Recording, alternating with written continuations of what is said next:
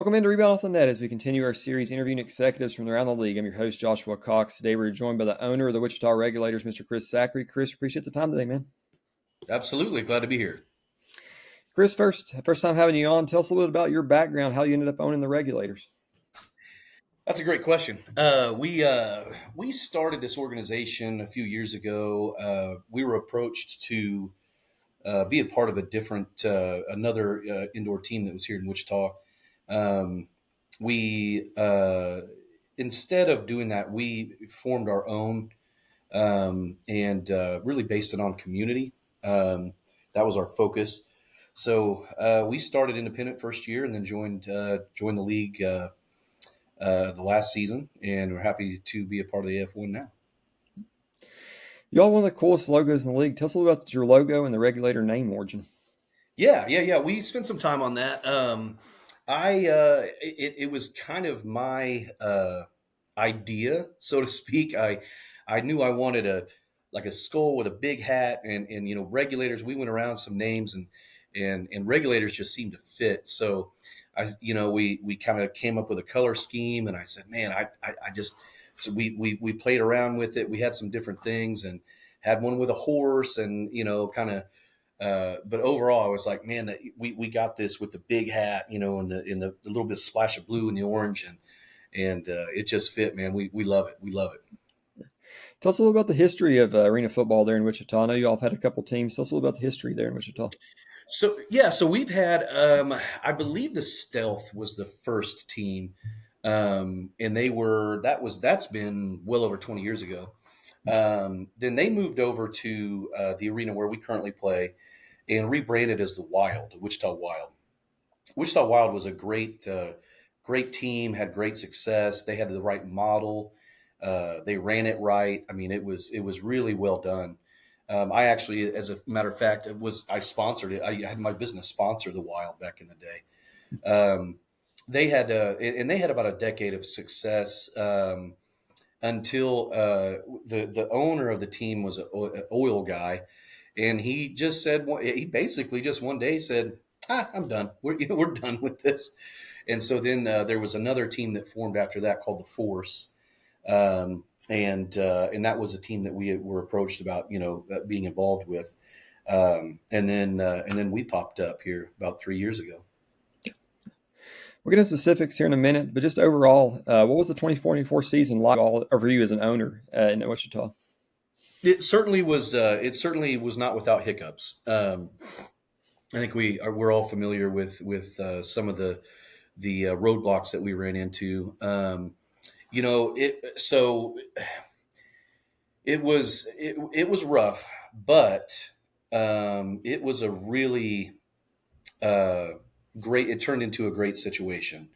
We had a lot of owners and a lot of teams that really made lemonade out of lemons, and forged ahead, and we really formed a great bond with the all the owners and the GMs and the coaches, and although we're trying to beat the snot out of each other on the field, off the field as organizations, we take a lot of pride in what we do. And I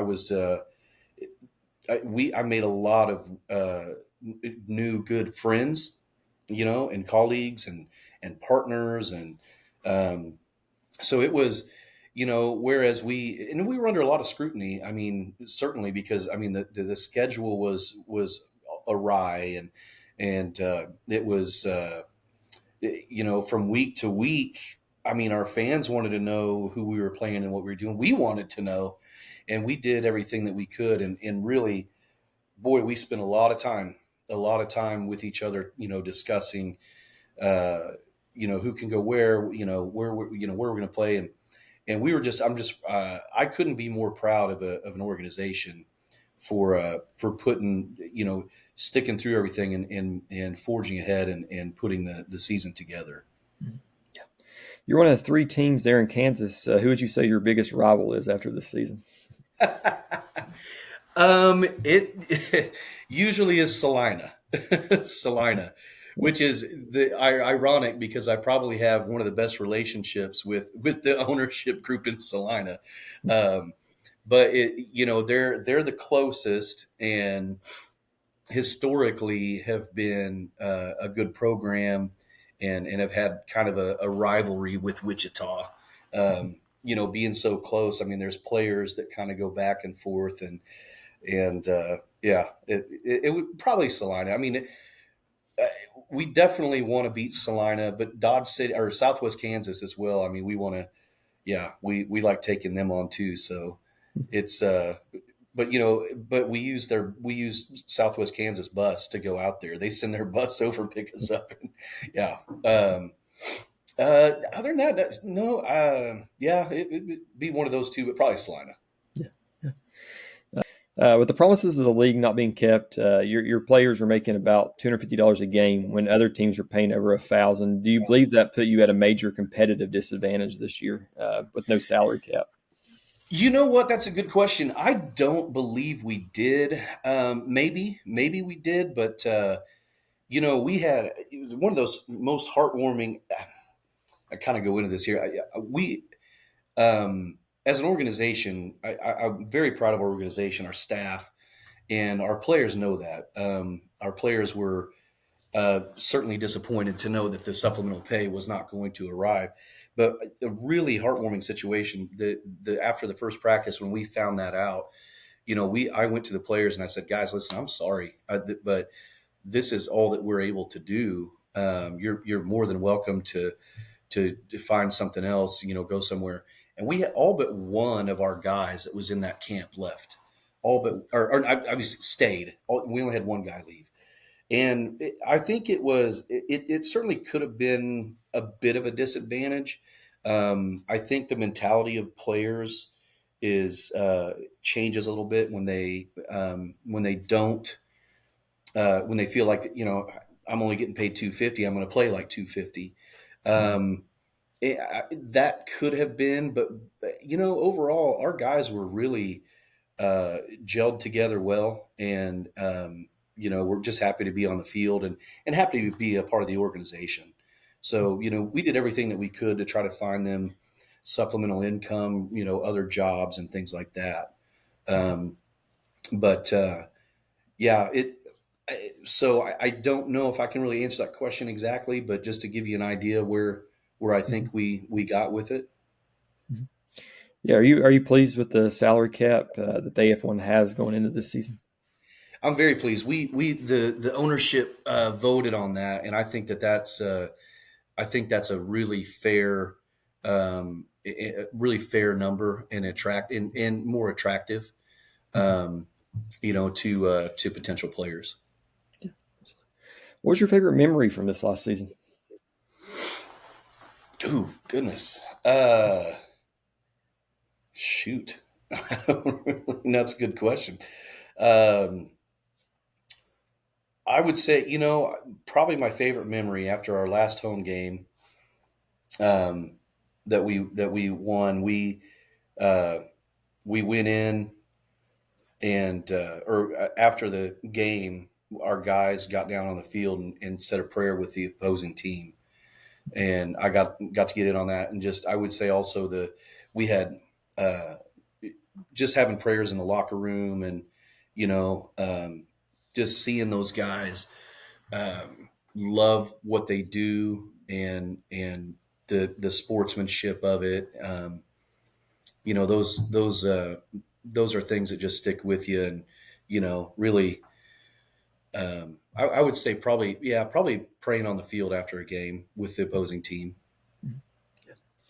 What is something you think you look at and you say we did well with this as an organization this past year? Well, overall, our I would have to say just our um, the the feel of family. So that is what I think that is what we do better than anything. We have our staff meetings are fun and fantastic. Our pregame with the team is always a good time. Our players know, our staff knows that if they have something going on in their life, or that they just need a sounding board, somebody to talk to, maybe some advice. Um, you know, I think, a lot of people, a lot of coaches, owners might say, well, we did this well, we executed our playbook well, or whatever. And that's great. And we certainly want to do that. But the word that I've stressed and used from day one has been community, and not only the community of Wichita, but the community within our team, with our partners and sponsors and fans, and so we really embraced that, and I feel like all of our players, our coaches, our staff really embraced it. So, and to me, that's more important than anything. I'd like to get the W on the field. Would we like to go to the championship? Absolutely, but community is what we stress, and we do that well, and that is, I think, the best part of our program. As the season ended, you all decided to join the other remaining teams in the AF1. What led to the decision for you, and were there any talks of not coming back this year after all that happened last year that you went through? There was never a doubt in my mind that we weren't coming back. Even though monetarily it's a steep hill to climb, and we're certainly looking for partners to come on board with us, to sponsor wise, and but there was never a doubt in my mind that we weren't going to return. And leading to the decision of joining the teams that were there, it was a no brainer. It was an easy decision. These guys, like I said before, we became family over this last season. I mean, I have the phone numbers of every single one of the other owners of the founding teams of the AF1, and we talk on a regular basis. And sometimes it's not even to talk about football. It might just be, hey, I heard your dad, you told me your dad was sick. How's he doing? Something. It could be anything, but yeah. So there was never a doubt in my mind that we weren't going with this group. Yeah, great group of teams. What most excites you about being part of the AF1, and what are your hopes for the league? What's most exciting is the staff that we have in place. The league staff that we have, and the existing teams that we have.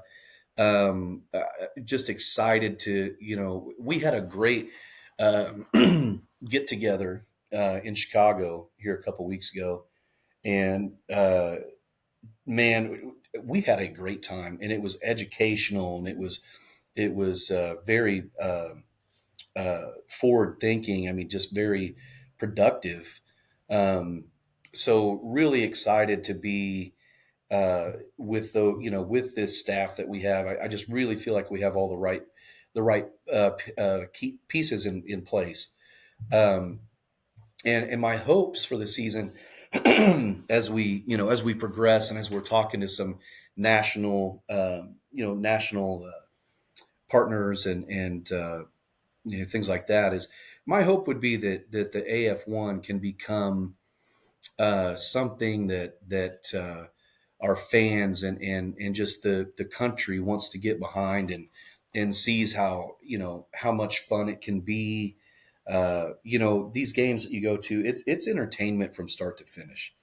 And so, my hope would be that, we get people out there to see it. Maybe they catch it on TV, and they're just like, wow, this is, really something. Because I know my experience with it, and I know that when people get there, I mean, it really is something that you can go and enjoy and bring your family. And I hope would be that people really gravitate towards that. And do I ever expect us to be at NFL caliber? No. But I mean, if we could be the next best thing, I'd be happy with that. And for me, for our organization, it's never been about the money. This is not a good, as a businessman, I know that it's not a good investment. I realize it's, so anybody that gets in it and thinks, oh, I'm going to make a suitcase full of money, I got a different idea for you. But just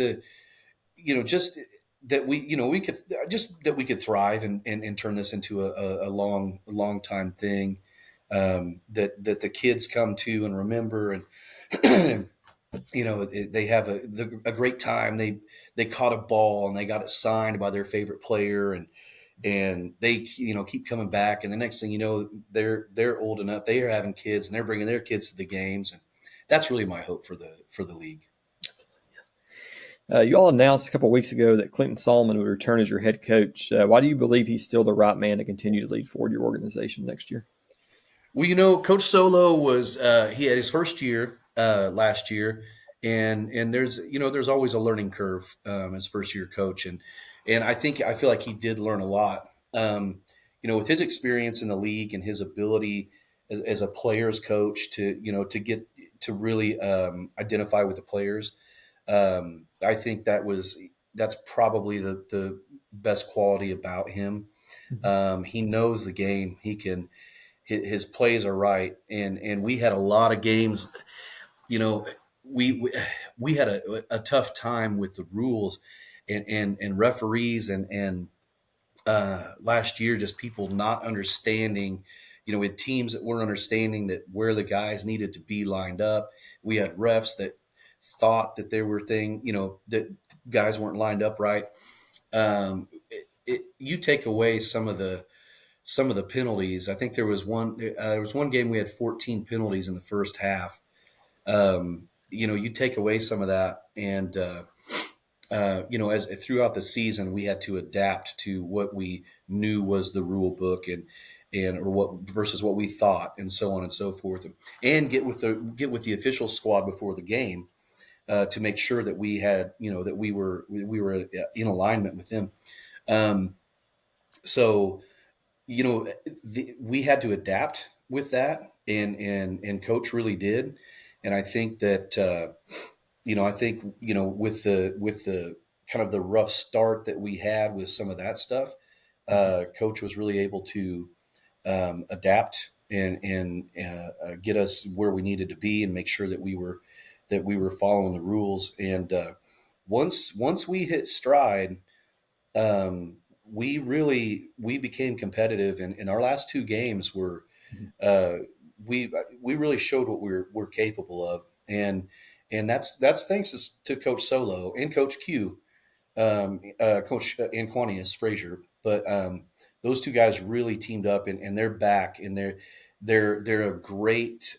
They work so well together. They're a great balance. I mean, there's offense, there's defense, and they know how to work that. And their antics are also they're kind of the yin and the yang, um, and so they work really well together. It was absolutely the right decision to bring them back. I think that after getting your first year under your belt, and diving into that second year and kind of understanding, how transitioning from that player to a coach, and that's a tough transition. Mhm. But he's done it well, and I think that this first season gave him a taste of that, and he'll be the right guy. He's definitely the right guy to bring back. Yeah. What are your plans to improve the on the field product for the fans, and how do you get there? Okay, so what we do to improve that is we take the players that we had last season and the ones that we want to sign, the key guys. You stick with the key guys, and those guys are both on and off the field are a true product. We want to you want to keep them healthy, obviously, but having a veteran squad, guys that have been in this game for a while, and then have played together, and just have and now have the experience playing in Wichita. I think it really boils down to keeping the right players and making sure you have the right players. And to me, and this is something that the coaches and I talk about all the time, is the chemistry of the team. The chemistry is everything. You might not get the best guy in a position that's available, but if you have the right guy with the right mentality, and you have the chemistry within the locker room, and those guys know how to play together, that's when you have a really dangerous team. And so moving forward, that's what we're focusing on, is making sure that these guys are working, work together, both on the field and off the field, so that there is that sense of family, like I mentioned before, and the chemistry. Excuse me. And that's really our focus moving forward, is making sure that we've got those right guys in place. How much did that last game kind of give you a boost headed into the off season? Major, definitely, on the road, and yeah, and pulling off a victory against what we consider to be an underrated team, Mhm. underrated, but a good team. So that was, yeah, coming out with a victory on that was really what we needed. Absolutely. No matter what business you're in, you're always looking to improve your product. What do you want to do to continue to improve the fan experience there in Wichita? Just, we want to continue to entertain, from beginning to end. Bouncy houses, and in the parking lot before the game, things like that, and more than anything, just getting more groups involved.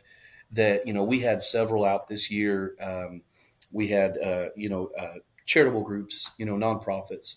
The Kansas Honor Flight, um, that sends veterans to DC, to tour DC. It's a great deal. That we had a place called Guiding Paws, where they find seeing eye dogs for blind people. I love bringing those guys in, and enhancing the fan experience, through community. You'll hear me say community a lot. Forgive me, but just creating that community for our fans, where they know what they're getting when they show up, and it's not going to cost them a bunch of money, and they never know from game to game what kind of event's going to be going on the field, and maybe they get to come and be part of that, little event during the game. um, just to continue that, and enhance it where we can, little tweaks, and just getting everybody in there, where it's, that. And I mean, we may have a few local celebrities that we, that's kind of a focus, is having some bigger name, folks come in, and um, maybe do a halftime show, something like that. But anything that we can do to make it, for your little, $15 ticket, you get the most bang for your buck. What have you learned from being a part of the arena football space here in the last year or so? What have I learned? I've learned a lot. I've learned, I, shoot, I, what I've really learned is that, coming from being a fan and a sponsor into running the organization, uh, is a whole different animal. And I've certainly learned that, I've learned humility, Joshua. That's what I've learned. I've learned humility, because I have other businesses, and I've run them, and I've run them well, and they've always pretty much been a success. And what I've learned is that this is not for the faint of heart, and it's a different. It's not like just putting together other businesses. There's a lot, definitely a lot to know, and I've learned. I guess I've just to say I've learned a lot. I can't say any one in particular thing, but certainly been a journey. Absolutely. Yeah, I asked Miguel Morgan in Washington this a while back here. I'm going to ask you too. So 5 years from now, we're having a conversation. What are your dreams and aspirations for what the Regulators franchise will be at that time across the board? 5 years from now, I'd like to have a ring or two. You know, I'd like to see sell out, sold out arena. I'd like to go, drive around town, and you see Regulators bumper stickers, and people wearing ball caps and shirts, and um, the news is following our games and talking about, I'd just love to have that hype, and see the pull in and see the parking lot full for a game, and and league wise, I'd love to see us maintain the same stable of teams that has been around, and I'd like to see everybody in the league. I'd like to see their success. You know, Miguel, I'd love to see those guys succeed at this. They're what a great group of owners up there. Kelly and Miguel, they're fantastic guys. Um, all the teams, all the ownership. I mean, just like to see everybody succeed and see the league be, see the league be something that, like I said before, it's not going to be the NFL. We know that, but a secondary option in the NFL is something that everybody's excited for after the NFL, after the Super Bowl's over and we go into springtime, that people around the country are excited to tune into. Absolutely. Last question for you, man. What can regulator and AF1 fans expect to see in Wichita next season? You can expect to see speed and hard hits and a heck of a lot of fun on that field. You're going to see, like I said, from beginning to end, you're going to see it's going to be entertaining. You can expect to see our guys out in the community helping with, youth. I mean, YMCA, and you can expect to see them out doing that, being involved in the community, helping where they can. You can expect a lot of good things. It's going to be a good year. Sounds great. Appreciate the time, Chris. Absolutely, Josh.